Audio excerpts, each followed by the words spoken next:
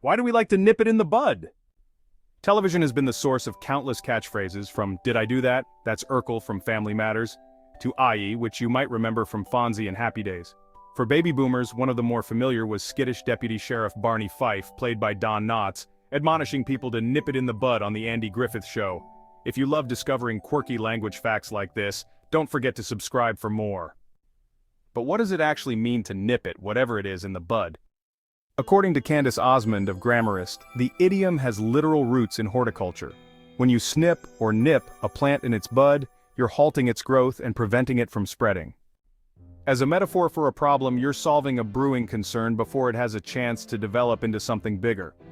Osmond dates its first usage back to the 16th century, where it also appeared as nip it in the bloom.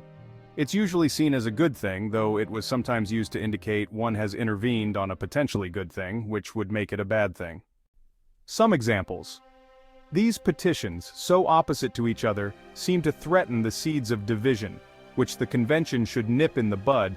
Read one political diatribe in a 1792 edition of the Evening Mail.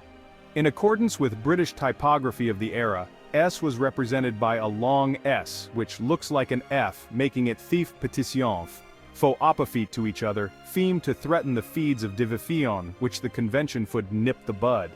A headline from a 1950 Bismarck Tribune story, Truman Korea stand courageous, FDR couldn't nip last war in bud, and one that has literal meaning, from a gardening column in a 1950 Daily Mirror. On a similar principle, if you would rather have fewer large blossoms than many small ones, nip out small buds from clusters, leaving only the best to develop.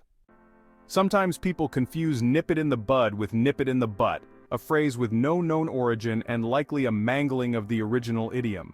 If you catch someone saying the latter, you can prevent further embarrassment and inform them of the malapropism, thereby nipping it in the bud.